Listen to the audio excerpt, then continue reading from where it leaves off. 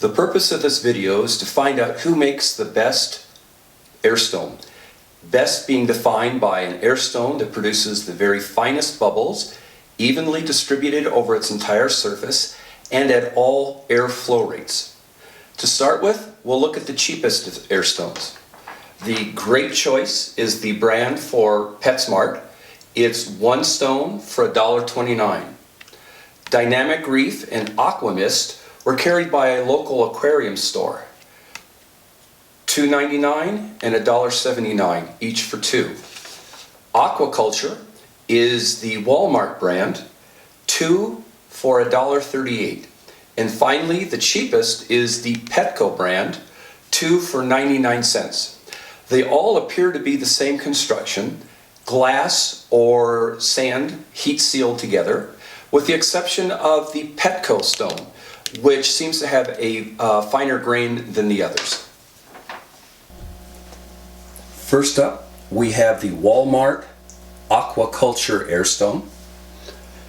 The way these are constructed, there's a great variability in the length and diameter of the channels produced when the glass or sand is sintered together, with the result that at low flow rates, only one channel will be producing bubbles. As you increase the pressure, more and more of the smaller channels become active, but as you can see, the bubble size on average does not get any smaller. The ruler is there to help measure how large the bubbles are. This is the Dynamic Reef Airstone, exhibiting one of the most common problems with inexpensive stones, and that is there isn't a good seal around the base where the air enters the stone, with the result that a lot of the air never gets through the stone. Even at high flow rates, you can see it's almost nothing is coming through the stone. I have two of these and they both had this problem. Here is the Aqua Mist Airstone.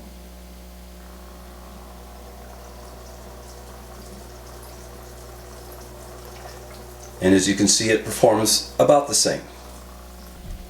Here we have the great choice, the PetSmart house brand.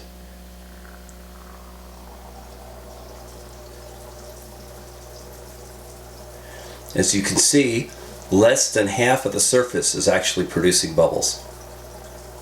This is the Petco brand.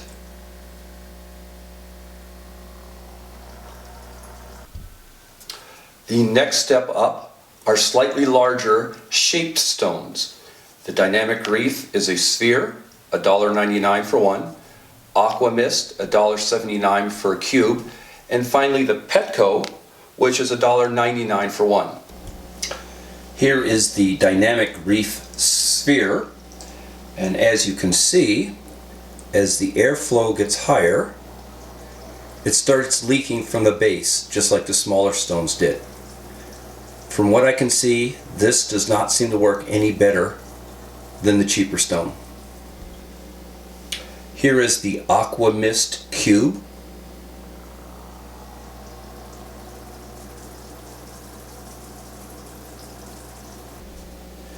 And the Petco disc.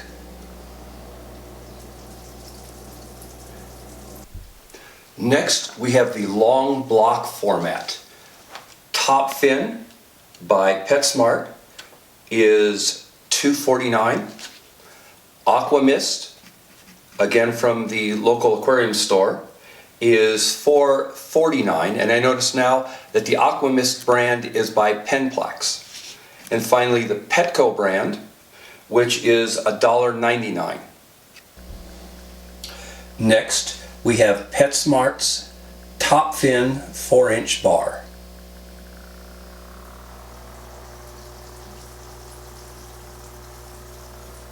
Again, very small amount of the surface area actually produces bubbles. Here is the Aqua Mist 4-inch bar. Works about the same. The last bar is the Petco brand. As you can see, it seems to have a bit of a leak by the base. All three bars appeared to work pretty much the same. Similar to the cheapest stones, but more expensive and supposedly providing finer bubbles, are the top fin small air stones, 3 for $2.99, and the Lee's brand, which I got from the aquarium store, 6 end pieces for $5.99. The idea is, I guess, that these clog and you can take them off of the receptacle at the end and just change out the air stone itself. These use different technology than the others. This is a plastic which appears to be granulized and then glued back together, whereas this again is a sintered glass or ceramic product which looks like much finer grain than the previous air stones. Here is the top fin small ceramic stone. As you can see, only half of the stone is actually active. Here is one of Lee's discarded stones. Seems to have a leak near the base, which is to be expected since the base is not glued into the stone itself. This bubbler also seems to produce some of the largest bubbles. Next we have a selection of stones of various shapes and sizes. The 2-inch top fin is from PetSmart for $2.99. The 5-inch Aquaculture from Walmart is $1.78. The anchor stone from the aquarium store is $6.99. And finally, the long 14-inch bubbler from Petco is $5.99. This is the top fin 2-inch cylindrical fine bubbler. As you can see, it's leaking from the base, the two bases a little bit, but as the pressure increases slightly, you can see in the center, the actual active zone, it's producing some very fine bubbles, much finer than anything we've seen before. If I took this one and used epoxy to seal the bases, this could produce some nice bubbles.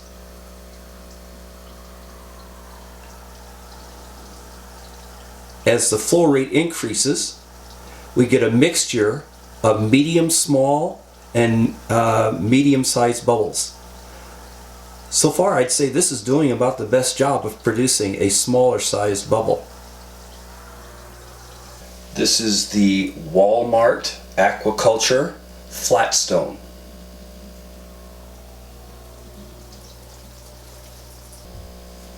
Here we have the 6-inch anchor stone, which appears to be sintered sand, and as you can see, it produces very large bubbles and not very uniformly over its surface.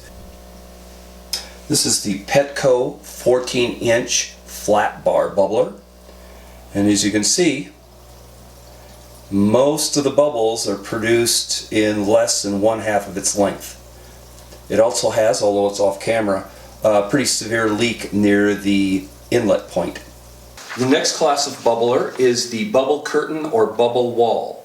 First, we have the Aquaculture 18-inch bubble curtain from Walmart for $5.42. Next, we have the top fin bubble wall, that's PetSmart, 10 inches for $4.49. Next is the Penplax bubble wall, 7-inch for $9.99. This is the most expensive per inch. And finally, we have the Anchor 6-inch bubbler for $3.99. This one came from Petco. This is the top fin 10-inch bubble wall. And as you can see, it produces bubbles fairly uniformly over its entire length.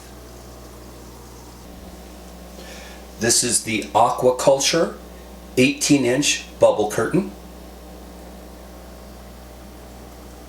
and it too appears to produce a fairly uniform stream of bubbles, although they seem to be slightly larger than the last bubble wall. This is the Penplax 7-inch, and it too works well. I think this might be producing the smallest bubbles so far.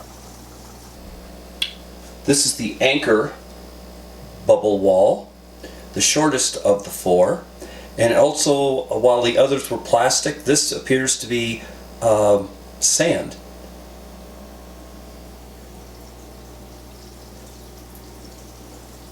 And while the ends appear to be slight dead zones, it too appears to produce a fairly uniform bubble distribution. Many hobbyists like the flexible air curtains because it allows them to control the shape of the wall of bubbles to conform to whatever design or whatever tank they have. The top fin PetSmart brand is 36 inches long and $13.69. The Jabo and Alias, which I got from an aquarium store, are respectively 45 centimeters for $11.99 and 18 inches for $11.99. Finally, we have the Elite air curtain, which also came from the aquarium store, 23 inches for $16.99. This is the top fin 36-inch long flexible bubble wall. Unlike all of the other bubble stones we've used so far, the actual material is not permeable. Instead, this has 2 rows of very fine pinpricks that allow the bubbles to escape. It seems fairly uniform, but the bubbles are also very large. This is the Jabo 45 centimeter or 18-inch long flexible bubble wall. It works in the same manner as the previous and about as well. This is the Alias, which appears to be 18 inches long, slightly larger in diameter, but again, the bubbles are emitted by 2 rows of small pinholes. Bubble size appears to be slightly smaller. This is the Alias 23-inch long flexible bubble wand, and this is my least favorite. Unlike the others, it has a permeable material, so instead of the bubbles coming out of a row of pinholes, actually the whole surface will emit bubbles. The problem is that the others are heavier than water so that they stay put, and they're rigid and stiff enough so that if you bend them to a certain shape, they will hold that shape. This tubing is extremely soft and flexible and doesn't like to stay where you put it. It is so lightweight that it floats with a vengeance. They supply 5 ceramic weights that you have to install on the tube to keep it in place. Another problem is, although it's off camera, if there is a high point in this tubing, most of the bubbles will come out of that area instead of the body. Lastly, we have a wood airstone from the aquarium store. It's 2 inches long and costs $5.99. Typically, wood stones like this are made out of lime wood. From Amazon, I got a Lee's 2-pack of 3-inch long airstones for $6. If you shop for these on Amazon, I highly recommend you scroll down through all of the options. I found this exact same package selling for as little as $6, which I bought it for, and as much as $30.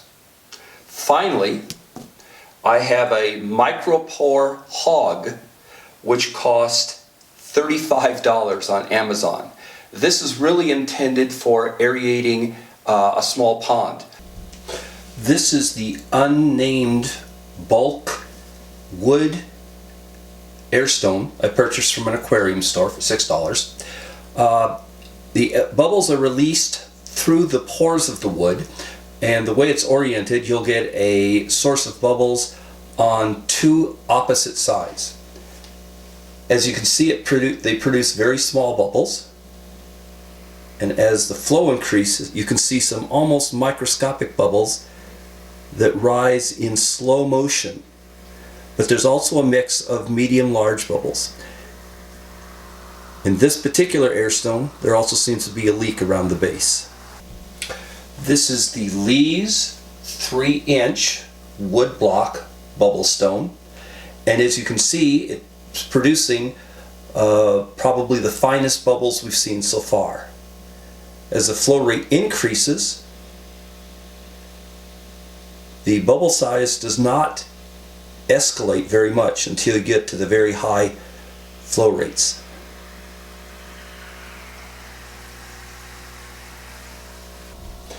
This is the $35 micro-pore hog Airstone. This is the one that's designed more for small ponds than an aquarium, but I wanted to test it because it had such good reviews. As you can see, I'm extremely disappointed. An enormous amount of air is leaking out of the two end caps. As you turn the flow up, you do get a nice even distribution of fairly small bubbles from the bulk of the Airstone. To fix this, I would use epoxy to seal the two ends. I would say that at even the highest flow rate, that the bubbles here are as small as come out of the wood blocks.